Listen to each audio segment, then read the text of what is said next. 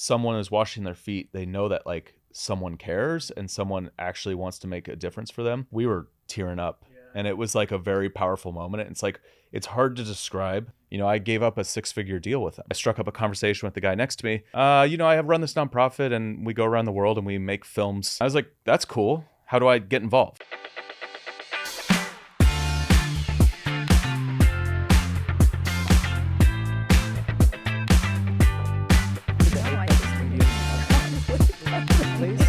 You're awesome.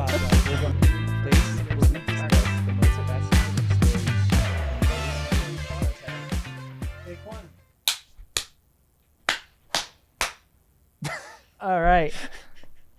So Sorry, did I mess you up with No. 5 claps? No, that's fine. It takes a lot more to mess me up, or I'll just mess myself up. Okay, so I have just a very tiny intro.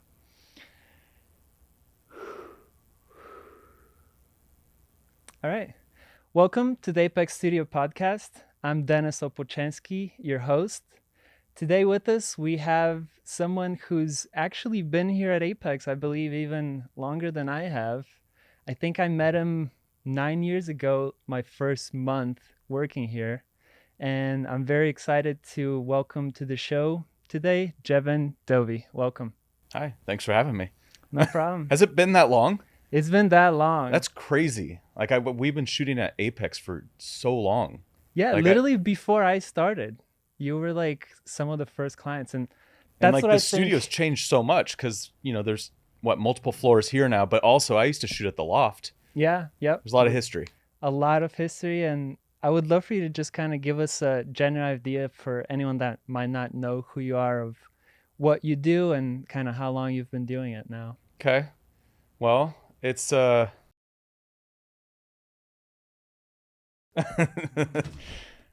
so yeah, where do I start? It's a mix of things that I do. So I run a production company and it's called Fit Life Productions. And basically we focus on fitness production. A lot of what we do is follow along workouts, commercial work, like anything and everything around fitness. But that's, a production company I started in 2012, 2013. Like it's been a while. And so that's mainly why I've been here at Apex and using Apex. But in 2016, I started my YouTube channel that is now just the YouTube channel Jeven Dovey. Before it was a travel vlog. I've done a few other things in between. I've done documentary work. I've done reality TV. I've done, freelance filmmaking for a long time. And then recently I helped co-found a nonprofit called Sown, where we're sending filmmakers around the world for free to tell stories for other nonprofits. So there's a few things that I do. Yeah, it does seem like you have pivoted a few times. You do quite a few different things. With regards to kind of your latest venture, I was actually watching the video you had about how to make a documentary. And I thought it was very interesting how you started it with this admitting that you've always had a passion for filmmaking, but you've always felt like you haven't really found the project that made you feel like you're on the right path. Mm-hmm. Have you found that project yet? Yeah, I think the project I did a couple of years ago, which was the first one that I did with this organization, Sown, I think that was the project where I was like, this ties everything together.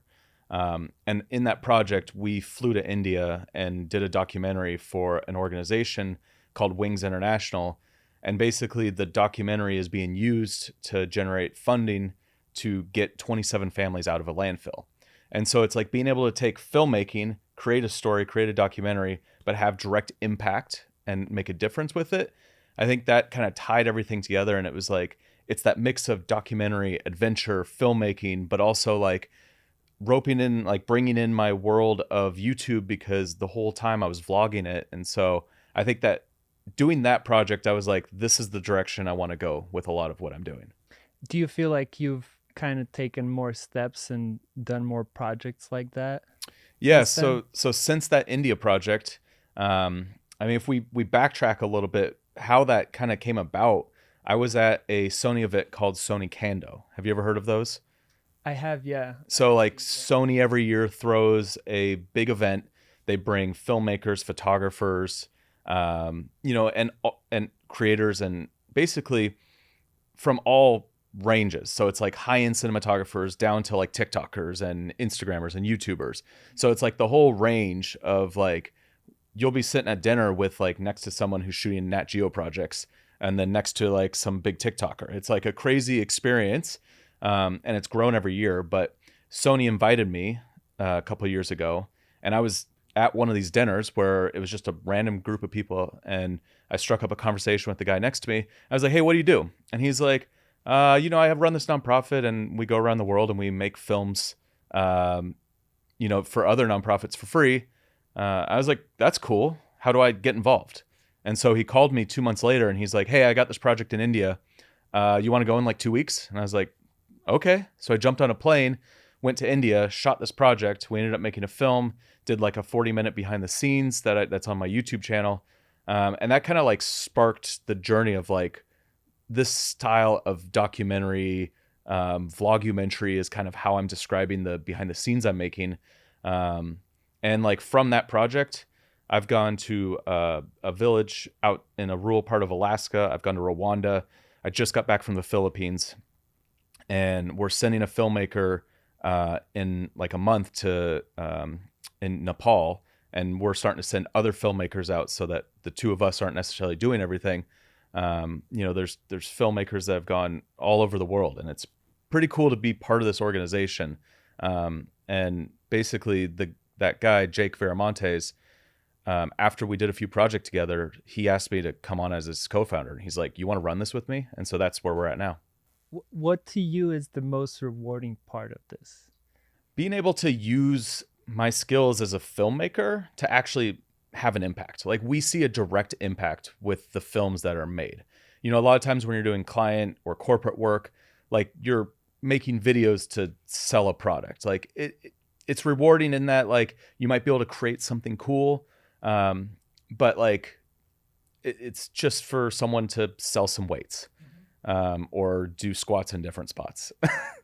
With a lot of our fitness stuff, it's selling fitness. But like with these kind of projects where we're able to like travel and help a nonprofit, the whole goal of every one of these projects is that we're working with a nonprofit that otherwise couldn't bring a group of filmmakers out to make one of these films. Like, it would be pretty expensive to bring, high-end filmmakers to make a documentary and do this whole thing. And we're basically providing that completely for free. And so like these films, we try to attach each film with a set budget of like what they're trying to raise. So like if they're trying to build a school, we figure out what that number is, and this film is trying to generate that, help generate that project and make it happen. So like this one in the Philippines I just got back from, it's an organization that works with youth and tennis.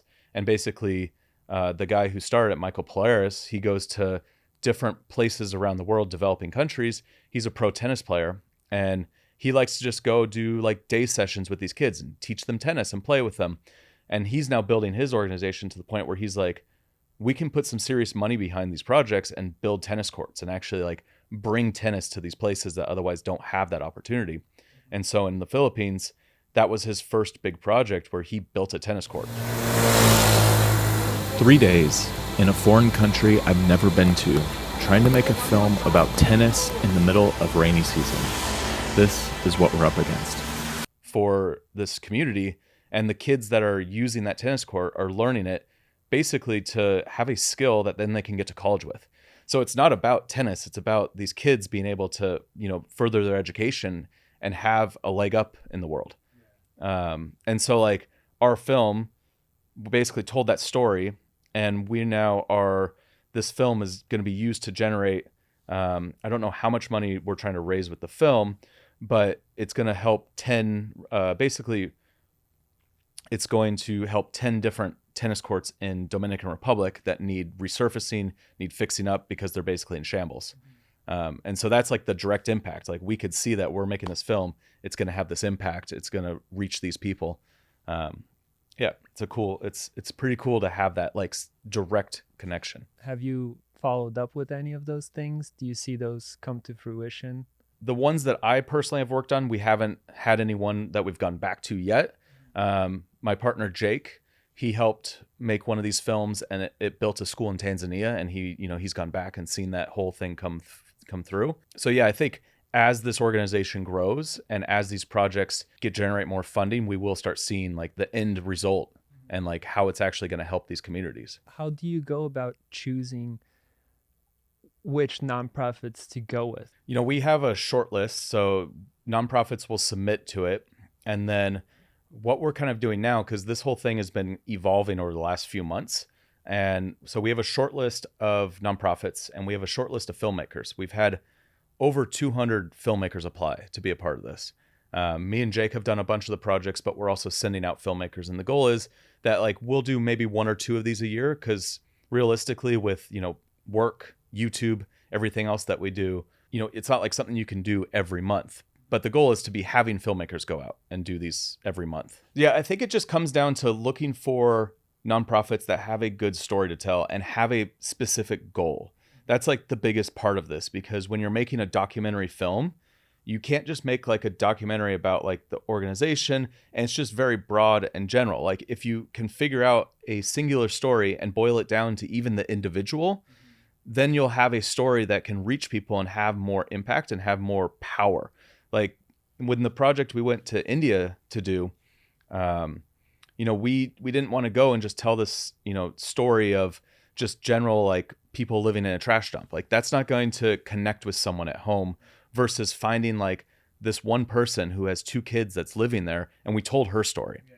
And so it's looking through the lens of a documentary filmmaker versus just like making nonprofit films, because to a degree, there's like this kind of stigma with nonprofit films that it's like, oh, it's a couple interviews, some B-roll, and it's just like, yeah, just show what the organization does. We're like trying to change that and make like real actual documentaries that like stand on their own, and they aren't like just like a boring nonprofit film. Like there's something that will actually engage people and bring them in. And so going back to like how we pick the nonprofits we work with, part of it is like, do they have a good story? Like, is there something we can pull from this that we can actually make a documentary around? And then do they have a singular goal? Like, is there a project they're really going for? Because if they do, we can attach ourselves to that, make a film, and then we have like this goal and we can actually see it through, versus just like donate money to this nonprofit. We don't, like there's not really like a trajectory. Yes, it's like a Kickstarter or a GoFundMe. Like when there's a goal, people will take action. Gotcha. How do you go about choosing the filmmaker? Choosing the filmmaker is very important, because you got to get someone who's willing to go on these adventures. Like you're going to some place out, it's a rural part of the world in the developing world most of the time. And like things aren't easy. Like it's very hard and difficult situations. A lot of time there's a language barrier, or there's some, there's going to be some miscommunication. And so, one of the things we look for is a filmmaker or creator who, has an open mind, or someone that is genuinely interested in this. And that comes from just like getting on the phone and talking. And so when we have an application, it, it has some different questions in it. It has, asks for samples of work. And from there we can distill like, is this filmmaker someone who has an eye for, cinematography? Do they have an eye? Do they have a gauge on story? Like, are they going to be able to craft an interesting story? So we're looking for obviously the technical sides of, can you make a documentary? But then beyond that, it's like, is this something that you actually are interested? Like, this is something that you want to do. If someone has the drive and the want, a lot of the stuff, like learning how to like talk to people in these situations, you kind of figure it out as you go.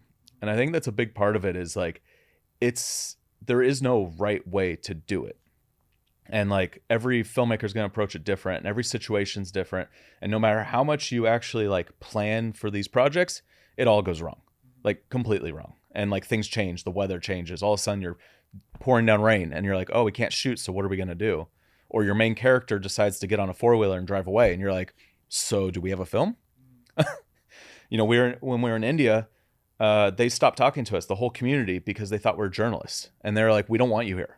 And so like it took us actually going to the beach with them and having like lunch with them and just like putting cameras away. And then they finally opened up, and then we explained what we were doing through a translator. And then all of a sudden they're like bringing us into their community.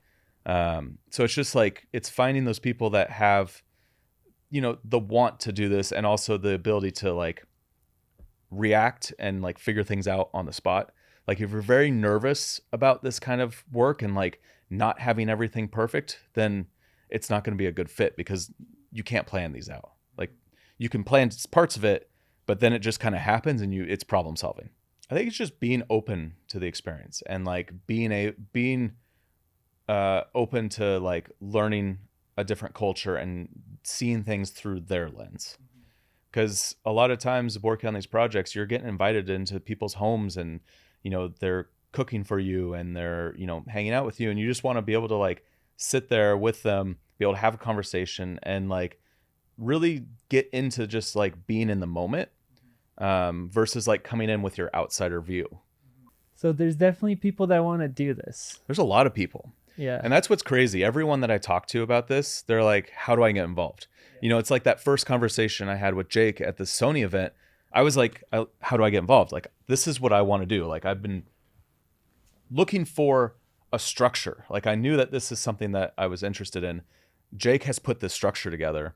And like, now we've really started flushing it out and like making this, something that's repeatable. And I think there's a lot of filmmakers out there who are interested. When we were at one of these Sony's events last year, we were talking to like high-end cinematographers, like people that are working on the biggest blockbusters right now. And this one guy was talking to us and he's like, I want to go do one of these. And we're like, but you're someone who's shooting these multi-million-dollar, productions. And he's like, yeah, but I just feel hollow. Like, I don't feel like I don't feel like I'm really achieving anything. He's like, it's fun. Like, it's great. Like, it's good work. But he's like, I want something more. And I think that's where a lot of filmmakers are. If you're doing a lot of client work, you're working on these big productions, you don't have a lot of creativity. Doing like these kind of projects, it's like you have 100% creativity and you're just in service of this organization. Beyond that, like you get to play around and do whatever you want, come up with the story, figure out how to tell that story, come up with the cinematography. Like nobody's telling you what to do. We're just trying to make a good film that's going to raise money at the end of the day. Yeah. Do you see this taking more of your time if you're able to grow it? Yeah, I mean, I think it'll definitely take some time, but it's always a balance, right? The way we have it set up, it'll take time. Like we have calls with the filmmakers before, we have calls with the nonprofits. We go through story before we go send creators and filmmakers out. And then afterwards we kind of go back and forth with edits. And then when we're actually doing one of the productions, it's about a week long. Yeah. So in terms of like time, the goal is to get this kind of like going where it's like not something that's 100% of our time, because we still have to like do our business, like run Fit Life Productions, run my YouTube channel. Like those on their own is full time. Like each one of those is a full-time job, basically. Especially since you do all that still yourself. Yep. Which I would love for you to speak to that. Just kind of the reason why you've decided to keep doing things on your own and not just maybe like expand or just grow this like huge content channel. Well, so on the production side of things, on my company, I'm mostly direct and DP. So like we've outsourced or we've brought on editors and we've brought on, other people to help. So like I'm not doing anything beyond that work, which frees me up a lot. Before I was editing as well and like running everything, and it takes too much time. However, a lot of the shoots with the budgets now, everything is smaller. So a lot of times I'll be showing up here at Apex Studios and it'll be me, one other guy, and that's it, doing the whole production. It just is what it is with the way things are nowadays, and especially when you're in this content game. As for YouTube, like there is opportunity to scale the YouTube channel and bring on editors and bring on producers and make a small team. But personally, I've just enjoyed the process of doing it all myself. And when you bring in more people, that becomes overhead. Now you're having to pay multiple people, and now you're having to hit specific goals every month with how much you're making, how many sponsors you're taking on. And all of that, for me, it's not something I don't want to go down that path. I've seen a lot of creators in my space and they've done it. And I've seen a lot of people actually scale back and go back to being a solo creator. Whereas other creators, they have big teams, they have 10 people, whatever. I think it's just a personal choice. And when I get busy with Fit Life, I just don't make as much content on the YouTube channel. And if I'm busy, if I go shoot like one of these films for Sown, I don't put anything out on YouTube, and it's fine because it's just running on its own. And with YouTube, you don't have to put out content all the time. Creators think they have to be on this rat race where they're putting content on the channel all the time, but you could take breaks. I mean, it's not gonna like if you took a year-long break, it's gonna hurt your channel. But if you take a few weeks off, it's fine as long as you're not doing that consistently. Because at the end of the day, to build a YouTube channel, you need to be consistent, but you could take breaks. So personally, I would rather just run this all solo. I enjoy the process of doing everything from start to finish, and I also have more control. So if I want to put something out quick, I'm not having to like work with an editor on it. I just put it out. Like there's videos I'll put out that'll be like an hour of shooting, hour of editing. I'm like, all right, good, done. Yeah. No, I especially love your videos where you're just outdoors somewhere talking. Yeah. And you just have like good information out. And the way YouTube's kind of evolving lately, it's pushing more in that direction. The highly polished videos, like there's always going to be a place for that, like the Mr. Beast style where they're high retention, high click-through rate, all of these metrics that they're so dialed in on, and they're making these flashy videos, putting so much money behind it. Yeah. Like there is a world where that will exist, but YouTube as a whole is pushing more towards long form, more towards this direct connection, like conversations. So when you say like it's just a video of me on the trail hiking, those videos end up performing super well because they are, just a conversation. Yeah. And the people, everyone who's watching on the other side, like you got to remember, like they're interested in the topic. They don't really care about flashy graphics and edits and all of that. Mm-hmm. Being a solo creator, I can like create my own style, and I'm not like having an editor trying to duplicate that. I think in a way, like it keeps it more grounded in what I want to do. Out of that video where you were at Sunny, where you asked everyone, a lot of people kind of said it's good to do 50-50, maybe one video for yourself, one that's more for a client or something as a good balance. Now that we're starting a podcast, all the advice says research your audience, be very specific, because that's what gets rewarded. So I feel like it must be nice for you too to have complete control over the 3 YouTube channels you have and be able to test things. So they're interesting. We'll get to that in a second. You touched on that video where I talked to creators, the 3 YouTube channels, and then there was another point. There's like 3 different things I want to jump off on here. You have full control. You're niching down to start. Yes. Okay, I want to cover these 3. Yeah. Okay, because these are all important.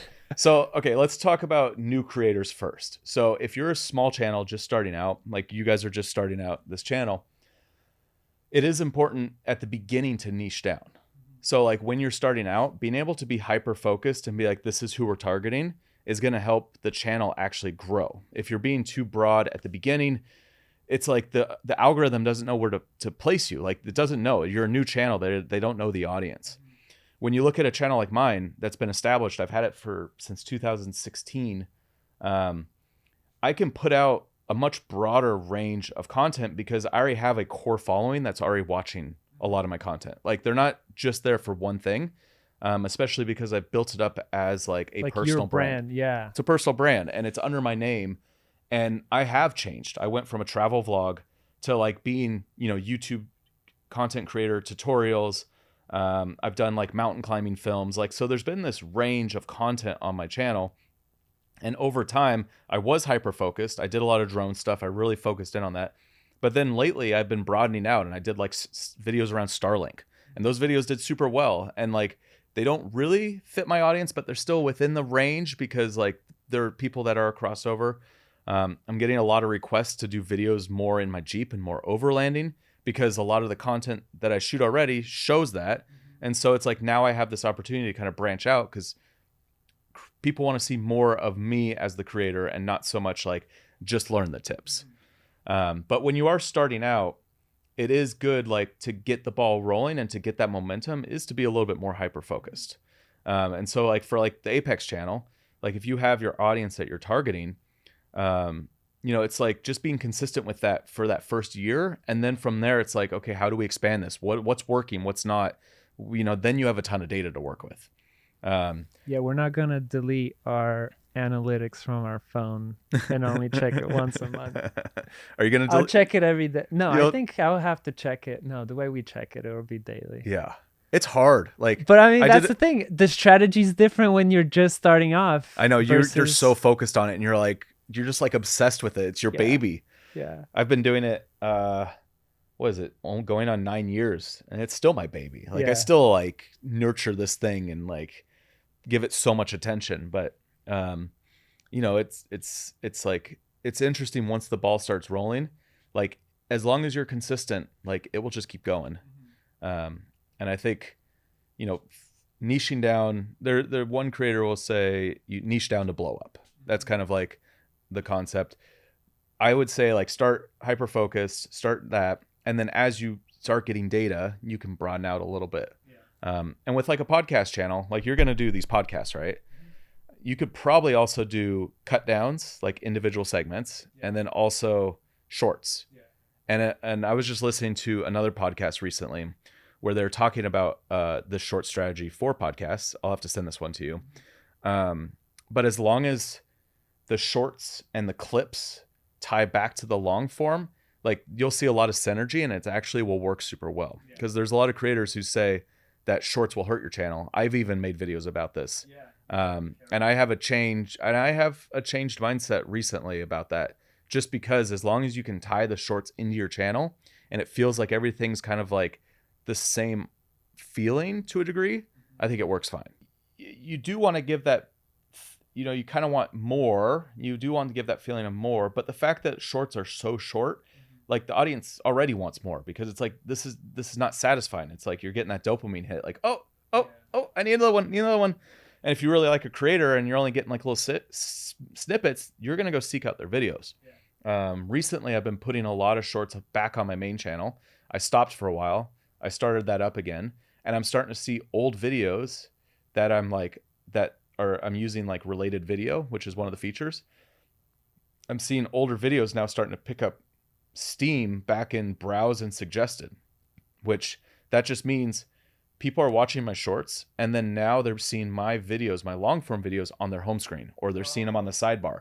So YouTube algorithm is now like, oh, I'm going to take these videos and start showing them again.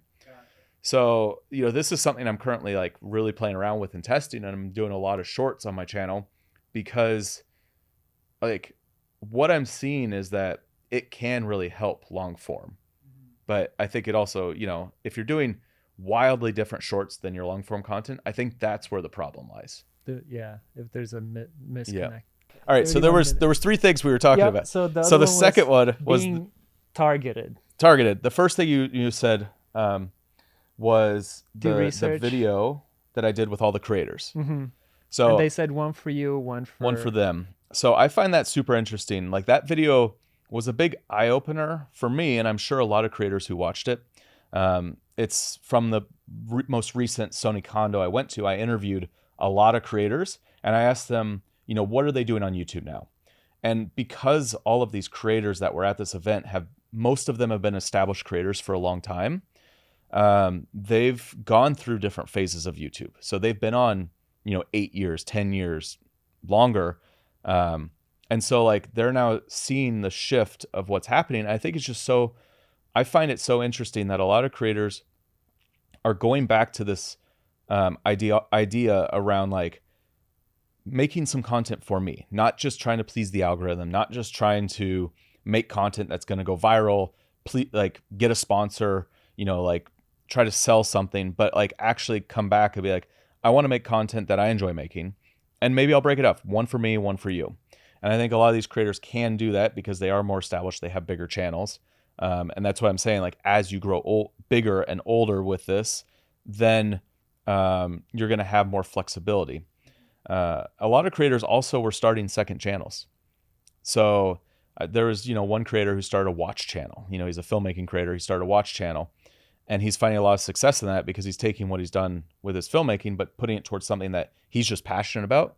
And I'm sure it's coming off in the content, and also like he's making great looking videos for the watch niche that otherwise doesn't have that good of looking videos. But overall, like like, I mean, that kind of brings us into this idea of like multiple channels. And you mentioned that I have 3 channels. So my main channel, Jeven Dovey, is like the main channel that I've been working on for years. I started a couple years ago, Explore with Jeven Dovey, which was just going to be adventure stories. And then I also started a shorts channel that was just filmmaking shorts. I cut out that 3rd channel because I was like, it was a good test to put out like 90 shorts and see that I could grow a channel over 1,000 subscribers in 90 days. Like, It was every day a short. I just did a daily short, and I think I grew the channel to like 2,000 or 3,000 subscribers, which for a lot of creators, that's like that initial goal. You're like trying to get that first 1,000 subscribers. But you also had a lot of good footage to make 90 shorts. Yeah. But I think like, Was it all different topics, or was it like maybe 2, 3 on one adventure? well, that channel was all like filmmaking shorts. So I did a lot of just drone stuff. So I was hyper focused on that one. I did a lot of drone tutorials, like how to fly drones and different drone moves, because those videos performed super well on my main channel. And I made 90 shorts, and I might have put out 100, something like that. But I was able to grow a channel, and like if I was just starting, that's like strategy I would go after, just like getting that channel going, because that got the initial batch of people following the channel. When I first started, we didn't have shorts. We didn't have this ability to make this kind of content that's easier, quicker, faster, and is just showing up in more devices, without having to have a title and thumbnail. That's a big thing. You're not having to package the content. Like, it's just being fed. And if you make a good piece of content and it shows up on someone's feed, they're going to watch it. And if they watch it, well, then YouTube's going to send it out to more people. And you start seeing the snowball happen. And what's the most important? Because you mentioned 2 criteria are most important For the video to get promoted. like for a short, Yeah. watch time. So how long the viewer watches, and swipe away rate.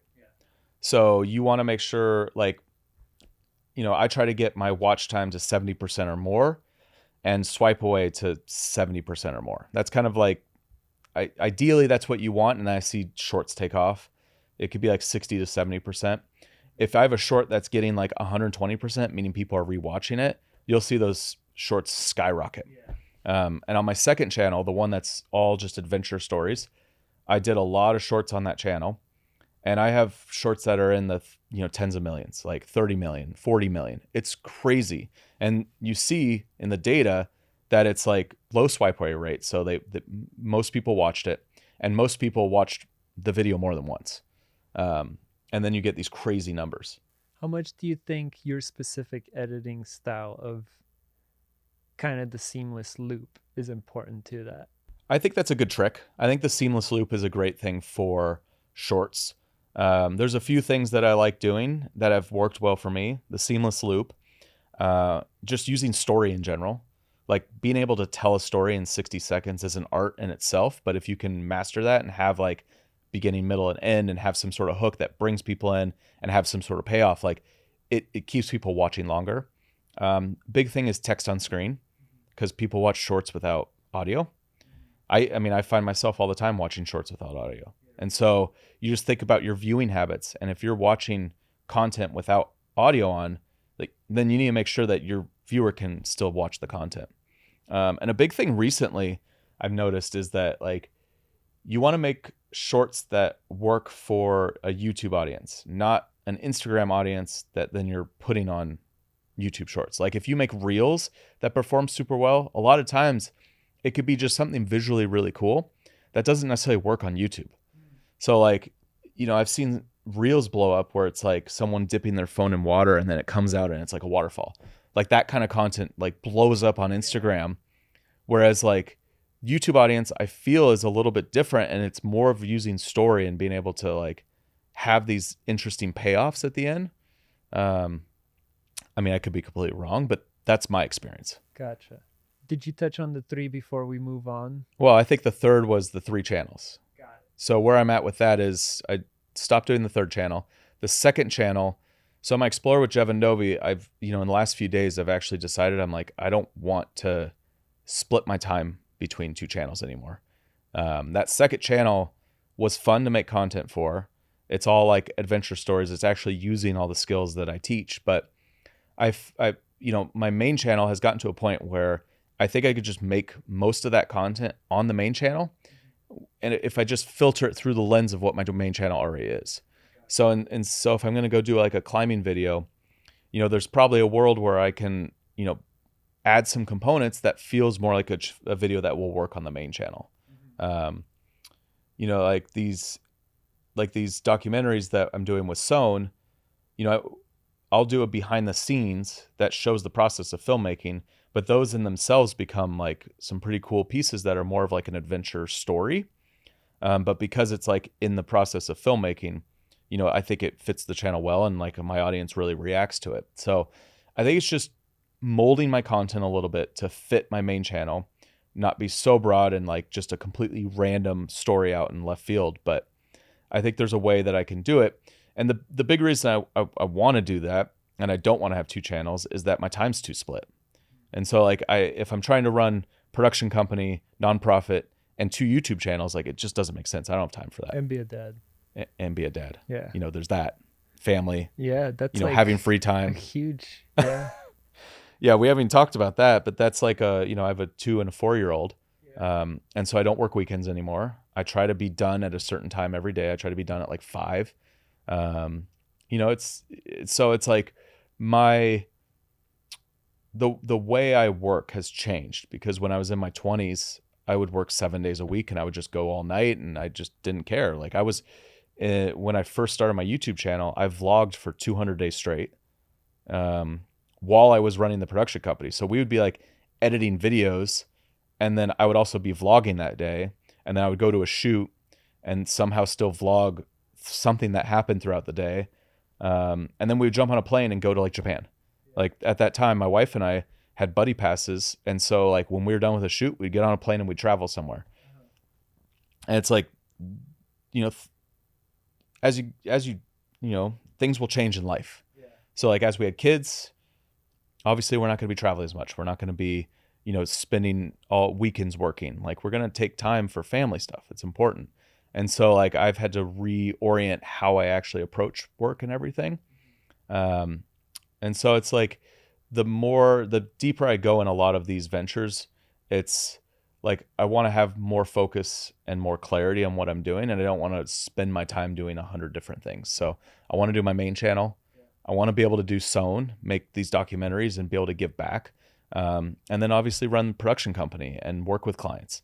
And I think the balance of the YouTube company and the production company is really good, because there will be times where our production company will be super busy. So like right now, when we're filming this, I'm on a 14-day shoot, and then I have like a couple days off, and I go into another multi-day shoot. Then I have a day off, I go to another shoot. And it's like, so basically the entire month I'm filming, and like days off here and there, I'll probably work on a video, but I'm also like not going to work, and I'm going to go do stuff with the kids. Halloween's coming up, so we're going to go do Halloween stuff. And so, I want to be able to run everything effectively. And I've kind of like, when I've really taken a step back and looked at the whole picture, I'm like, I want to be able to do the production company and a YouTube channel. Like that's my business. And then I want to be able to give back through Sown. And I think I can realistically do those 3 things, for the work side of things. And then, so like when I look at everything else, I'm just cutting it all. Yeah. Yeah. Because you realize the attention and time those 3 require to do them well. And like, especially with a YouTube channel, you want to have focus on one thing. Like if you can put all of your attention into that channel, you can make it grow. Because you'll really like pay attention. When you're starting to split your time among multiple channels, or like you're trying to do, a podcast and, something else, another endeavor over here, and like you're doing all these different things, like it doesn't work. Like if you could create more focus and then be consistent with it, that's when you see success. To go back to Sown, how do you plan documenting a documentary? So the vlogumentary. Yeah, it's interesting because like the vlogumentaries, the like vlogs, the behind the scenes, the making of, whatever we're calling it, it very much is a documentary in its own. the good thing is like with that, there is kind of a structure of a story built into it, but most of it, I figure out like when we're on location, when we're doing it. It is tough. And the biggest struggle is making sure to hit record and like actually capture the moments that something's going wrong. Because there's so many times where you're like in the moment and you don't capture anything. Because like your car's broken down on the side of the road, or like, you're being kicked out of somewhere. It's like, but that's the stuff that you need to tell the story. And then also just like making sure to get sound bites. I think a lot of that story, so the behind the scenes story, is made in the edit. And it's more of like trying to capture as many moments that happen, because the overarching story from beginning to end is you have these two filmmakers going to, an unknown location, and they're trying to make a film. Do they do it or do they not? So like in itself, you have a story built in. And that's the kind of cool thing about doing some behind the scenes. If you're doing like a project here for something that's going on, like you inherently have the story built in of what the trajectory is, like what the A story is. Now, the hard part is how do you weave in like a B story or like something else that's going on? And I think it's just kind of being aware of what is happening and like trying to tune in to be like, does this work or does this not? Oftentimes when I'm working on these projects, I'm like just shooting a bunch of stuff. And after the first day, I start to get in a rhythm and I'm making notes and I'm like, okay, I want to make sure that I capture a scene of this, or I want to make sure I capture a scene, of this. So for example, on this Philippines project, the first day we were starting to film and I was just kind of capturing B-roll. And a lot of it was just me and the other filmmaker, Jakob. I was just filming him filming. And like when you start looking at it, it's like, okay, it's a bunch of shots of someone filming. Like that's not that interesting. Like there's got to be a story here. And so I was starting to work in my head, like how do I get the story that's like more interesting? And so I wanted to kind of dive into Jakob's story about like how he became an adventure filmmaker. And so in this piece, so when I was there, I made sure to sit down and do an interview. So we did like an hour-long interview at the very end. And like I had targeted questions because I knew I wanted to tell his story in this project. And that's something I kind of discovered when we were there. And then there was another big factor, like when we were on location, it was rainy season. And so then that started to become a story. And like as things were unfolding, I was like, okay, great. Here is my B story. We're trying to make this film, but the weather keeps pushing us back. So now I have something to like try and capture these moments where it's like, are we going to do it? Are we not? So like I'm constantly playing games with the whole weather and like, are we able to capture this? So you start putting the pieces together. And I think it's a matter of like in the moment, really thinking through like, how is this going to be engaging for an audience? Like I'm not just there to capture visuals. Like I'm here to tell a story. And so you're looking for those threads to pull. And I think when you're in the moment, things will start coming out and you're like, okay, this is a great character. Like maybe I'll start pulling on this thread and start figuring out like, what's his story? Like where could I bring, his journey to here into this story, and how does that play in to the bigger picture? Or like with the weather happening in the Philippines, it's like, okay, now we have some major weather issues. How does this affect us trying to make this film? How could this become a character in the film? Yeah. I know it's not the most straight answer, No, but that's a great answer. But that's part of why I love doing adventure filmmaking. Like to me at my core, like I love in that moment of trying to figure things out and everything's going wrong. Do you feel like equipment is slowly helping you more and more not miss those moments? Because maybe you can just put a mic on someone and just let it run 12 hours. There's so many cool pieces of technology now. I use all Sony cameras. And Sony cameras are small, lightweight. Like the lenses are small. You have these tiny bodies, these tiny lenses, so they're always on you. Drones are small. Super good in low light. Yeah, they're super good. Like I was using the A7S III for a long time. I've used the ZV-E1 for a long time. Recently, I upgraded to the A9 III. I don't know if you know much about that camera, but it's the first global full frame shutter in a small body. There's no rolling shutter on it? No rolling shutter. It's just like these cameras, like that's something that you would only see in like a Red camera. And now you have it in this tiny body that's like also good for stills and also like has all these features and it doesn't overheat. And you're like, when I first got into filmmaking, everything was like changing so fast. And now it's like any camera we shoot on is good. So I think technology helps a lot. Like you're saying with audio, you know, if you time code everything, you just put a lav on someone, you have audio. It's great. And there's so many cool pieces of technology. You could let it run all day. Yeah. And you just make sure everything's time coded. And like when you're actually on set, making notes and being like, oh, this happened at 11:30. Like it's going to help you so much in the edit. And these are things that like you learn, you know, I've learned from freelancing and working in like the bigger film world, like when I was scene on reality TV shows and whatnot.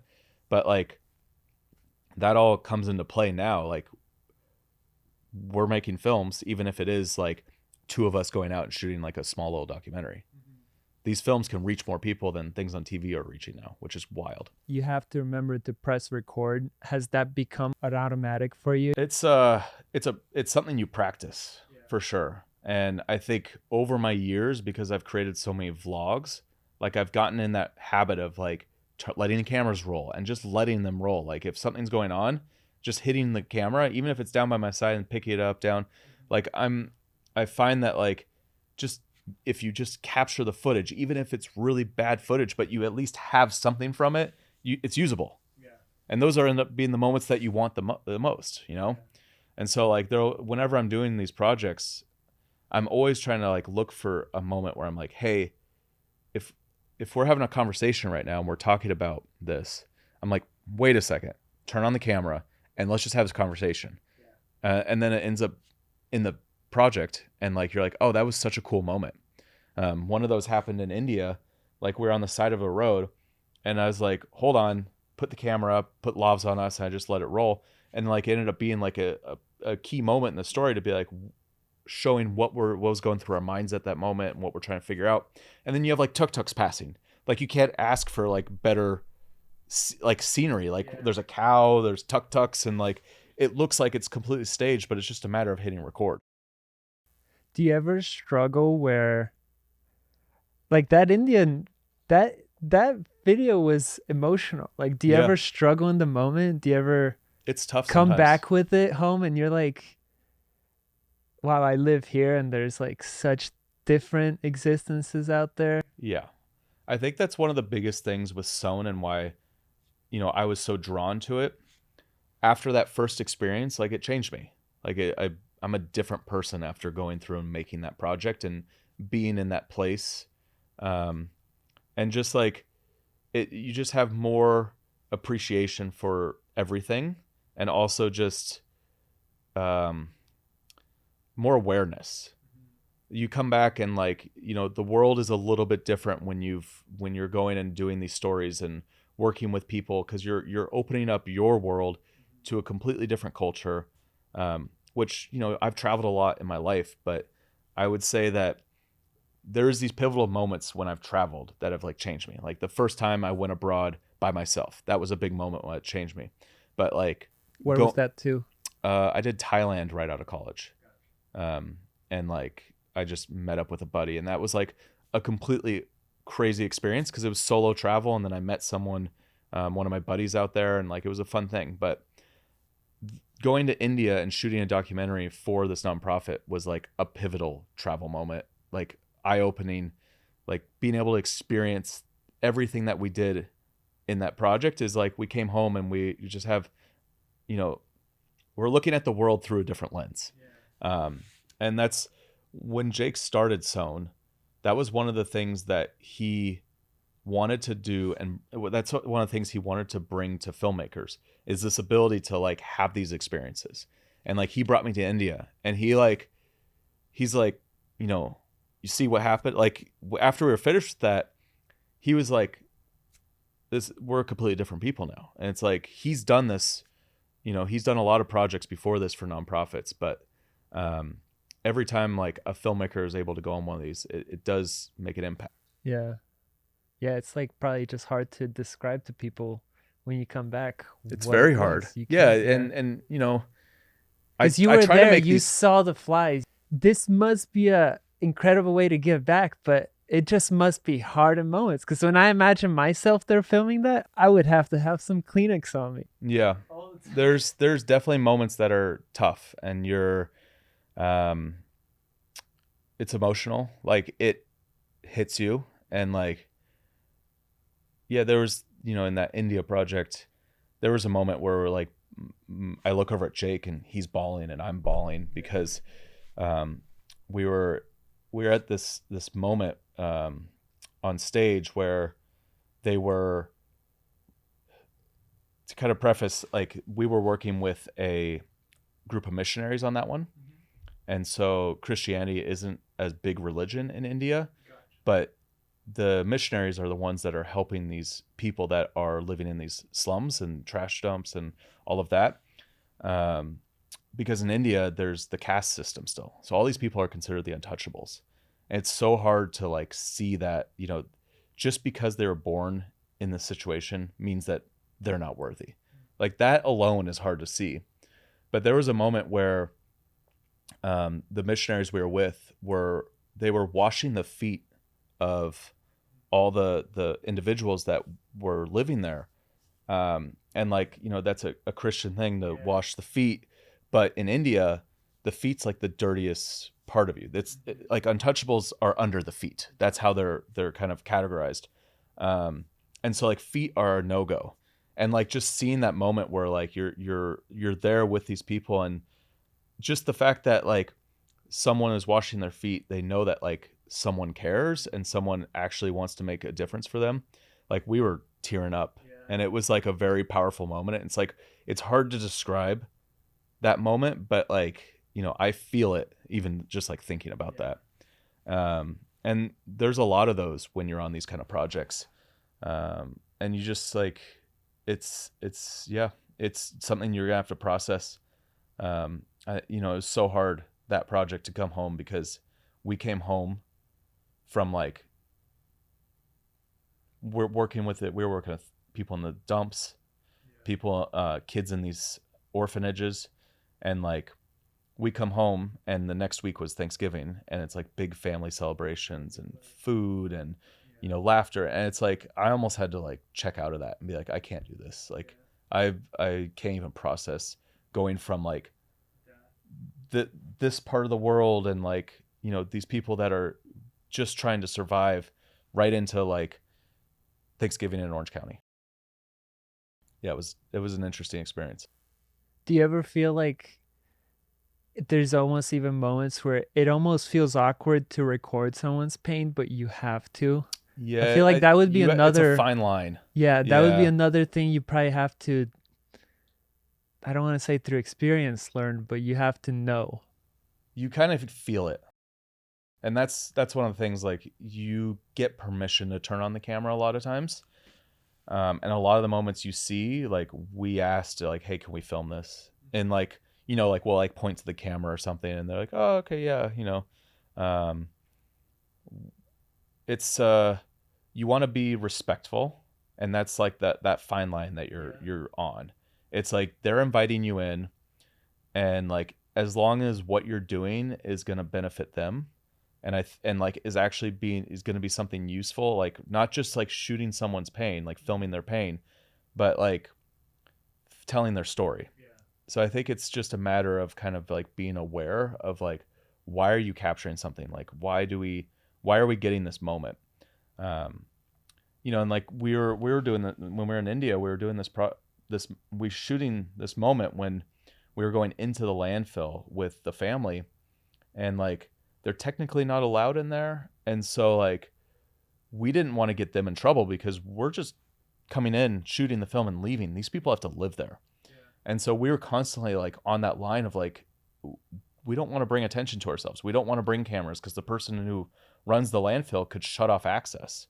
And then like now these people's livelihoods are gone. Like they're out there collecting bottles so they can make some bit of money. And we don't want to be the ones that like stop that for any reason. Yeah. And so I think it's just having awareness and like kind of reading the situation and trying to respectfully tell their story so that it can have an impact for the viewers back home, so that money can be donated and they can make a difference. But the same way you say it is important to ask for permission, sometimes you have to go and do the thing you don't know if you're supposed to do. Like, how do you go about, I mean, that must be the most like nerve-wracking thing when you send videographers out to do these things. Is like sometimes I feel like you have to have an inherent openness to dangers and being able to carefully push boundaries to get the story sometime. Yeah. And I think, like just applying to go on one of these Sown projects is like a filter in itself, because someone's not going to apply if they're not going to be comfortable doing that. And then the second filter is like, we could see the work that they've produced in the past, and it's like, okay, they have a grasp of being able to tell these kind of stories, and they could actually be someone that would be able to have the skills to be able to help. And then it comes down to just like having conversations. Like me and you are having a conversation right now. We get on the phone on a Zoom call and we like meet people face to face that way. And like you get a sense pretty quick if someone's like a good fit. To talk a little bit about Fit Life, to change the segue. Let's go to selling weights and squats in different spots. Well, I just don't want to overlook it. I mean, I could cut anything out, but no, I know. Is there anything interesting or exciting? I mean, it's just like a business you've grown. That's what's cool that's what I think is cool about this podcast so far, is we've had people that we've known for the past 9-10 years. So it's crazy, right? That's what's crazy. And I mean, that's like a stepping stone and something that allows you to do other things. So yeah, very much. Like Fit Life has given me that ability to branch out and be able to do something like Sown and be able to give 100%, of my time for free to Sown. Like I don't take any profit off this. There is benefit where I make content on my channel and I could get a sponsor for that. And so I've done projects like that where like a sponsor's been involved in like the behind the scenes, but overall, like just doing all the work for Sown, it's all completely free. Everyone that works with Sown is free right now. And for the foreseeable future, that's how we want to run it.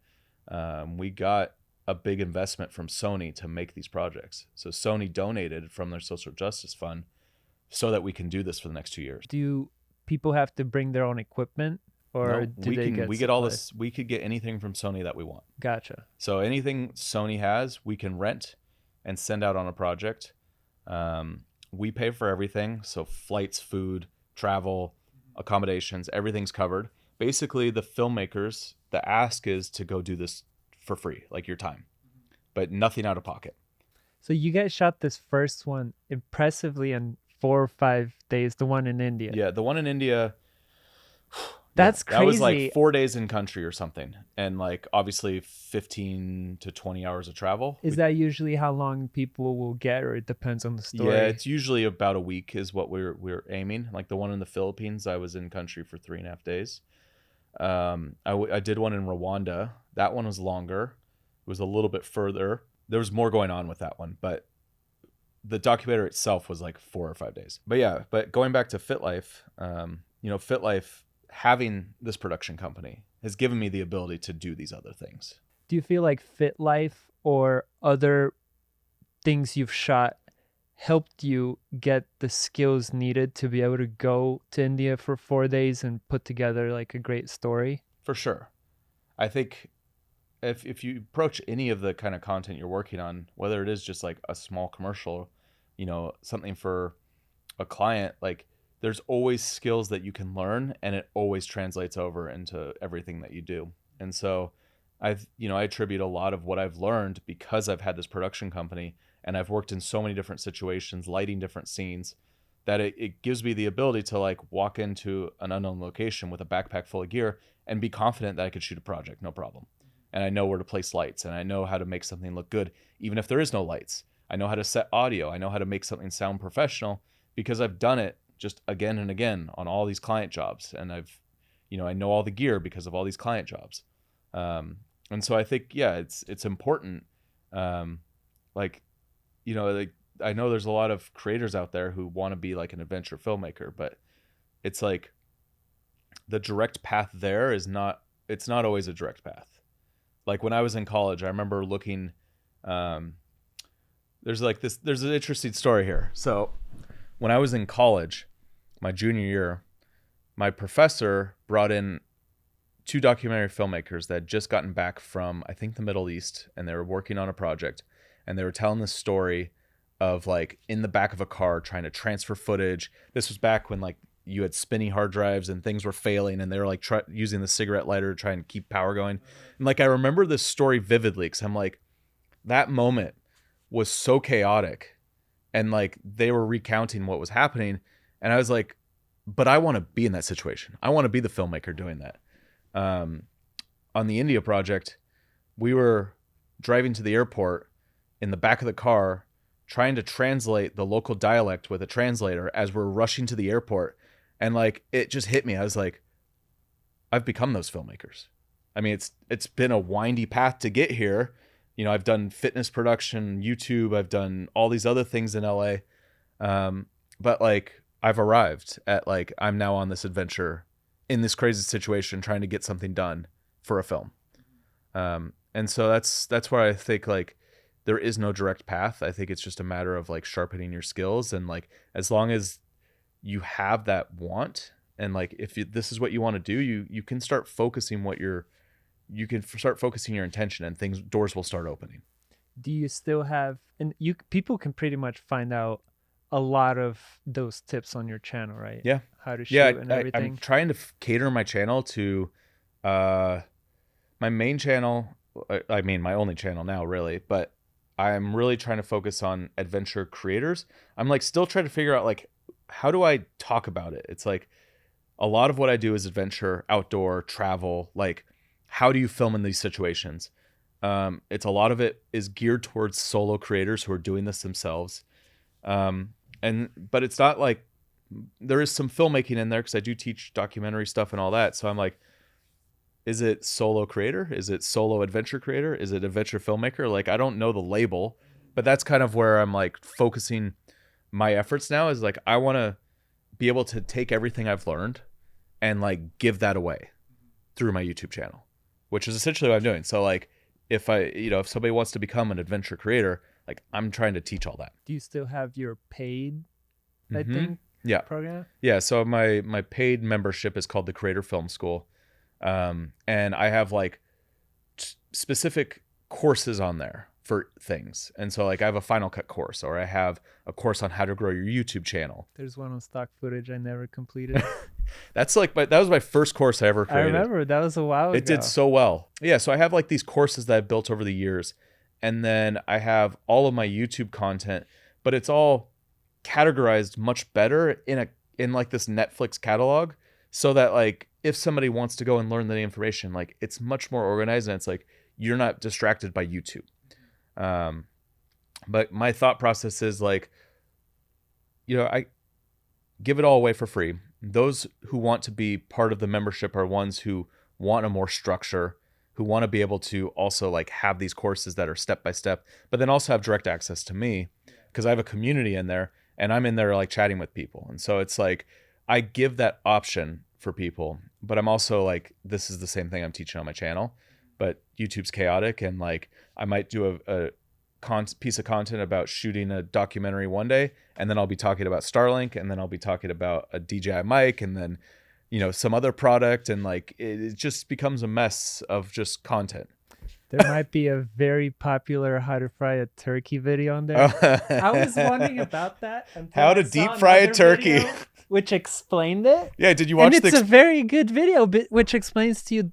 Basically, there's a video on my channel, how to deep fry a turkey. I made it 8 years ago. Back in like my vlogging days, I didn't understand YouTube. And I was with my father-in-law for Thanksgiving, and he's like the turkey master. Like he likes to deep fry turkeys, and he was deep frying 3 turkeys that year. And I was like, let's do a tutorial on how to deep fry a turkey. And he's got this personality that worked well for being on camera. He's got an apron that's like turkey guy. And like, he like walks through it kind of dry, like here's how you do the turkey, this or that. And that video has like 800,000 views. And if you type in how to deep fry a turkey, I pop up first. Yeah. And like, there is nothing about food, nothing about, cooking on my channel, but that video still performs every year. Yeah. I get like $1,000 every Thanksgiving. That's the from perfect ad revenue. Example. Yeah. I think in that video I made that video last year. I think I've made 12 grand off that video. That's so awesome. One video about how to deep fry a turkey. It's funny because he learned to deep fry a turkey from watching a VHS tape. Uh-huh. And like he was at an event and he recognized the chef and he like called him out. He's like, "You're the turkey guy." And the guy wanted nothing to do with him because like he's like a high-end Michelin chef that did this turkey video. And then come full circle, he's now the turkey guy and people recognize him. It's hilarious. Like, like, so good. You know, members of our family will be like, "Yo, I had a friend who was deep frying a turkey and he saw you." Yeah. Like that is the video that people find now when you deep fry a turkey, and it's hilarious. So he had a full circle moment. Nice. He watched the turkey guy. Now he's the turkey guy. That's awesome. That is so good. The reason that video works well is because it's search-based traffic. So on YouTube, there's different styles of traffic. You have search, suggested, browse. But essentially, it's like if someone types something in, does your video pop up? That's search. If somebody goes to the homepage, is not looking for anything specific, and your video pops up, that's suggested browse. And so, or if you're like on the sidebar, you know, wherever YouTube pushes content. And there's different strategies for each. So you can focus on search content and just answering questions. And probably half of my channel is that strategy. Because I teach, search is very good for me. So if you type in how to fly a drone, my video pops up. If you type in DJI Mini 3, DJI Air 3, my beginner's guide pops up because I optimize for search so that when you type in certain things, my videos pop up. And I learned that pretty early on, and it's allowed me to really rank my videos as one of the top few videos in a lot of different search terms. Now, that's not the only way you grow. And some creators don't use any search strategy, and it's all suggested. So it's all, how do I get someone to click if they just see my title thumbnail? And that's the suggested browse strategy. So it's like, what's a catchy title and what's a catchy thumbnail that gets someone to stop and click? And they're different approaches. So the turkey video is optimized for search. It's optimized for the term how to deep fry turkey. And every year during Thanksgiving, a lot of people type in how to deep fry a turkey. So it works. Have you ever had a creative block, and how did you overcome it? I feel like the last couple years I've had a creative block. And I think part of it is like, I didn't know if I was going down the right path in terms of like my content. And I felt like I was just kind of like in the rat race doing the same thing again and again. And I think it comes from that whole, from the issue of like, just like going through the motions. So like a lot of my content, it's just like, okay, it's, you know, another new product. And I got kind of stuck in that product cycle, which has happened to a lot of creators in my niche in the film photo world, because as YouTube has aged and it's become more of an established business, companies understand that they can give products to creators, and the creators will be like, "Oh, this is great. I got a free product. I'm going to make a video about it." Or I'm getting paid to make a video about it. Or like, it's now become part of the strategy. And when that starts happening again and again, all of a sudden, like all your videos are about products, and like you're just being handed free products, and you've kind of lost the original reason why you came to YouTube.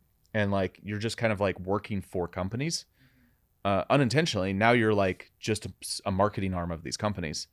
And I got in that product cycle where it's just like, I felt like every week I would have a new product, and I'm like, okay, I can't get to the videos I want to get to because I'm doing this. And that burned me out to the point where I was just like, I don't know what I want to do. And that's why I started a second channel. I think the reality is I need to like step back, pull myself away from, you know, the constant grind of like working for all these other people and doing products and trying to think, you know, create relationships for sponsorships and this and that. And really go back to why I like started YouTube in the first place, which was like a creative outlet. Like I started it with no intention to like make it a business. It was a creative outlet to make some vlogs and have fun because I was getting burned out for Fit Life. So it wasn't to promote Fit Life. It was just not at all. Yeah. Fit Life has a channel, and I made some videos on there, and I had like one go viral on there, and I was like, oh, this is cool. But what happened is like I was in the rat race of the production company, just constantly making fitness videos. You can imagine like shooting workout after workout after workout. We tried to count, and we're in like we're getting close to like 10,000 workouts we've shot. It's Whoa. unreal. Like we started going through all of our projects, figuring out how many workouts we've done for each. And it's like, oh, you know, it's just so many workouts. So Um, was that second channel you started as an outlet, was that the adventure stuff? well, so that was my main channel originally was called like Wanderworks, and it was just like vlogs, and a lot of it was travel vlogs. That was my creative outlet from Fit Life, from doing the client work. And I was like, this is something I could just like have complete freedom and not have to like focus my energy into this box, like making stuff for a client. But what happened is my YouTube became another business, and now I needed a creative outlet from that. And that's kind of where I was like, what am I doing? Like, I need to take a step back. And I've really, I have all these things going on, and I'm like, the reality is like, I like making channels on my main channel. Like, I enjoy doing the gear stuff once in a while if it's stuff I actually care about. But I'd like to just like filter in other stuff, that the one for me, one for you. Yeah. If I want to go drive in my Jeep and make a video about it, I'm going to figure out a way to fit it in now. And I think that's going to be more of the balance that will make the main channel not just become a grind. So, you were saying like creatively, have I ever had a block? And I think in that time when I was just doing like a lot of gear stuff, like creatively, I was like, I don't know how to move forward. Like my solution to that was start a second channel. But the reality is I should have refocused what I was doing and like just done more creative stuff on my main channel. Gotcha. Yeah, because it's just like I felt like I was just like making videos just to appease the YouTube algorithm, and like I don't know, it's a frustrating place to be. Yeah, it's not as intrinsically rewarding as No.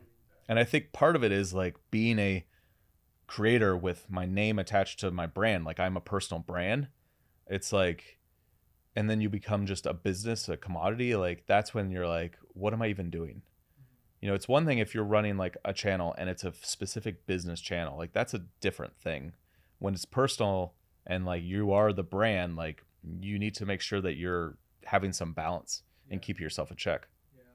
That's why I feel like it works in so well when you go to talk about video stuff, but it's you with your Jeep out hiking, because then you can work that in better and you see, oh, does Starlink work on a Jeep? Like how well does it work?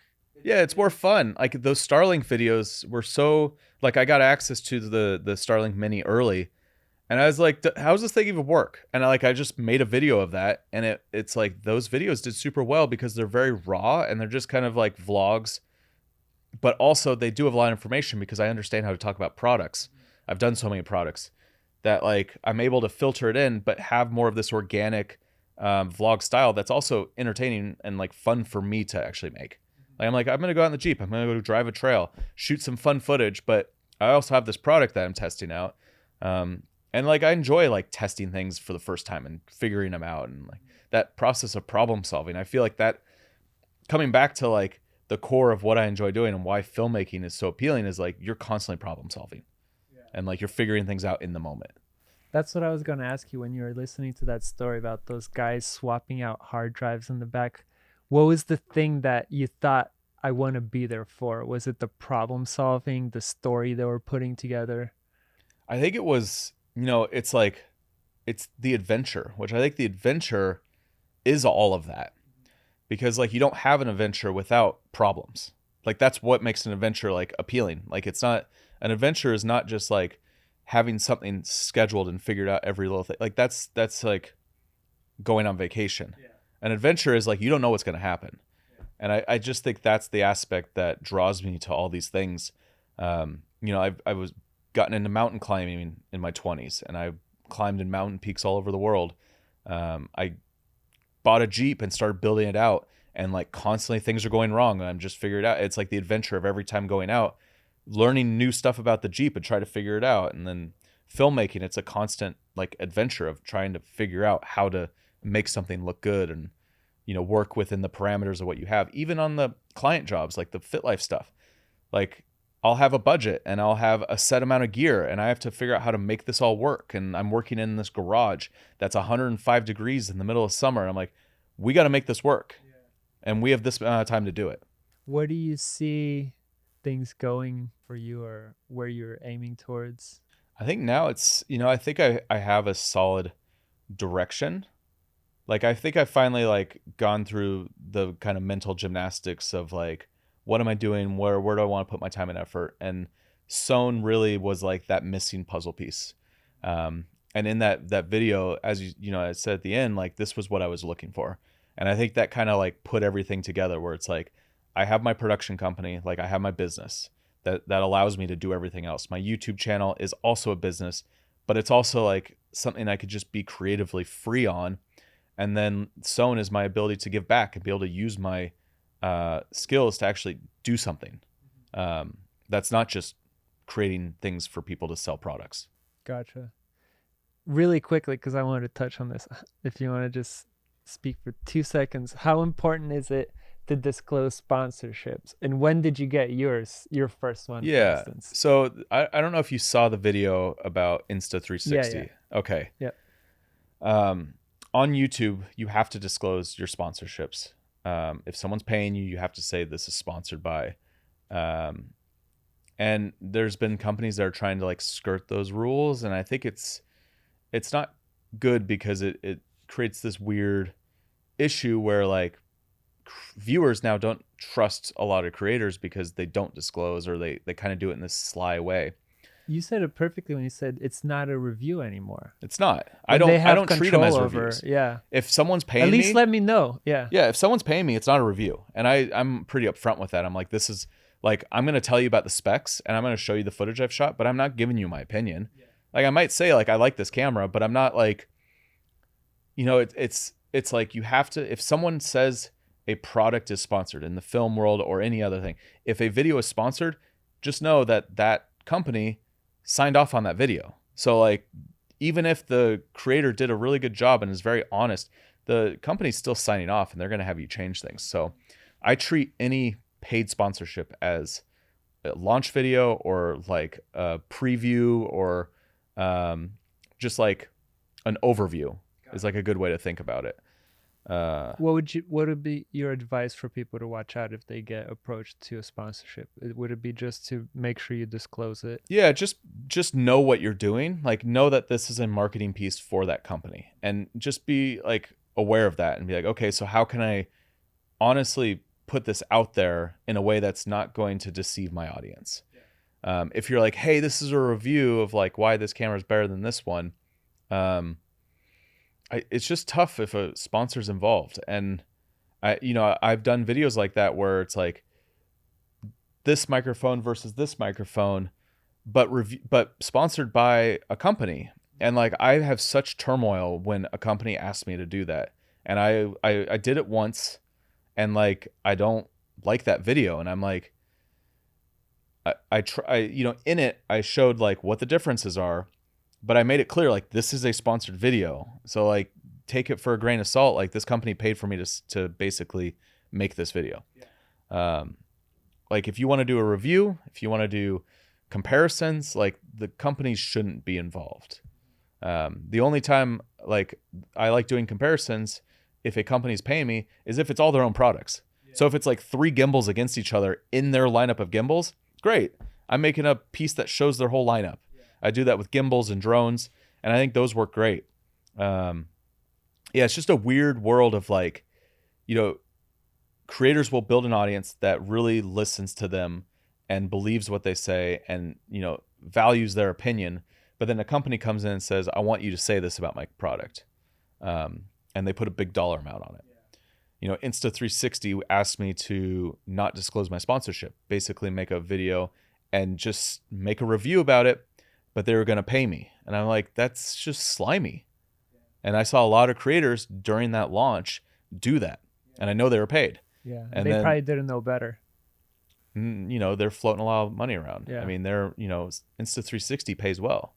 Mm-hmm. I gave up a 6-figure deal with them. Gotcha. And now I'm not working with them. Yeah. And they've done multiple 6-figure deals with me. And I'm like, You'd rather be able to say what's actually on your mind. Yeah. Like they were really good in that, like when I had an idea, like I did a mountain climbing film and they sponsored it and gave me a big chunk of money. And I did like, they paid for the whole climb and it was a really cool thing. So they allowed me to do this stuff. But then like there was a weird shift in the company. A bunch of new people came on, the upper management changed, I think.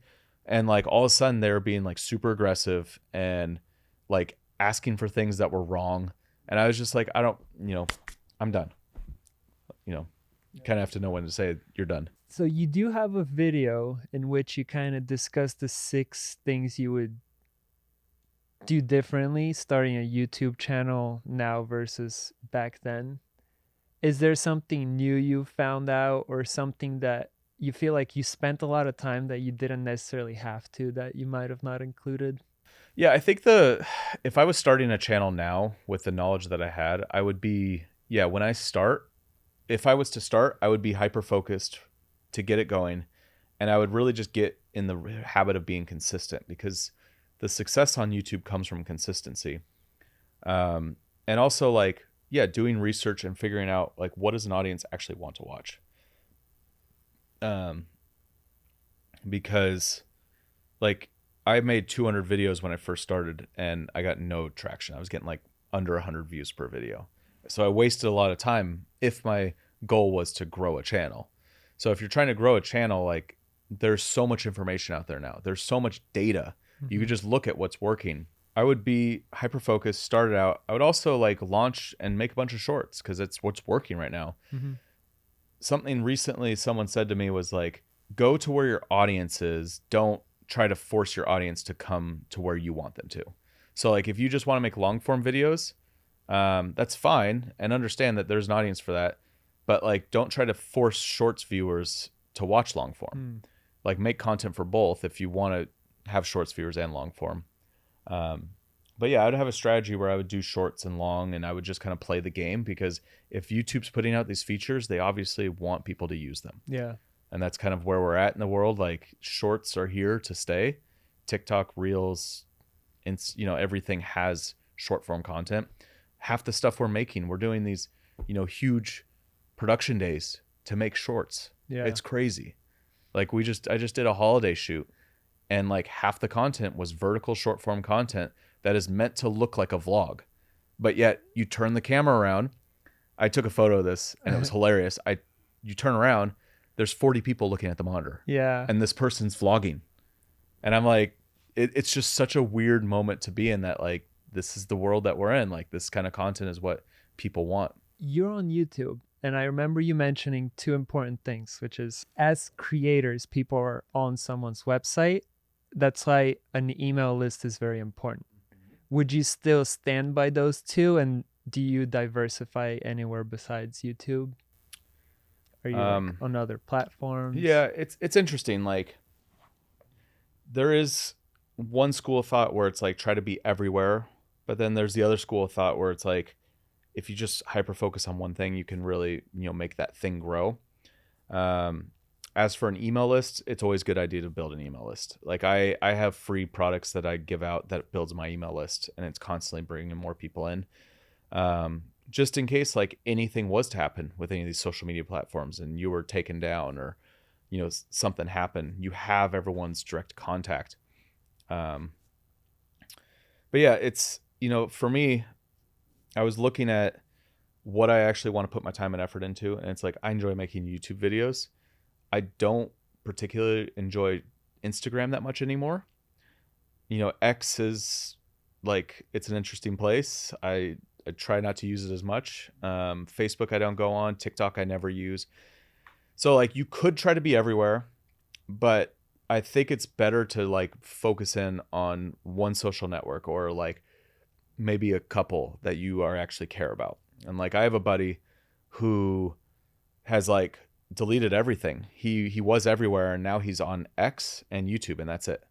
And it's like, having that clarity and having that focus, it goes back to what I was saying earlier, where like, if you're spread out among all these different things and you have your attention all these different places, like that's the recipe for burnout. And I think for me, like I had a couple years where I was just like, I don't know if I'm like what I'm doing. Like I'm not feeling like good about this content anymore, and this and that. And I think the way that I got out of that is like scaling back, being more focused. Like I'm going to focus on YouTube. I enjoy making YouTube content. I enjoy the community there. Like that's where I'm going to put my time and effort. I don't need to do all this other stuff. Like I have my social accounts, but I rarely use them. Like I don't really go on, I look on Instagram, but I barely use it anymore. Yeah. I don't even like bother to re-upload my content there. Like I focus on YouTube now. Yeah. Got it. Well, if I would love for you to just let people know where they can follow you. Yep. Obviously on YouTube, if you don't know by now. So you could find me on YouTube at Jeven Dovey. You could find me on the other social medias at Jeven Dovey, but my main focus is YouTube. You could check out the Creator Film School. That's my whole course series where I teach adventure filmmaking, solo, creator, all of that. And you could, if you're someone who is interested in Sown and being a filmmaker that goes on one of these adventures, you could go to sownforgood.com and apply as a filmmaker. Yeah. And you can reach out to me on X at any point and message me. Awesome. Well, thank you so much for your time. I'm glad we finally got to do this, and Yeah. I appreciate it. Thank you.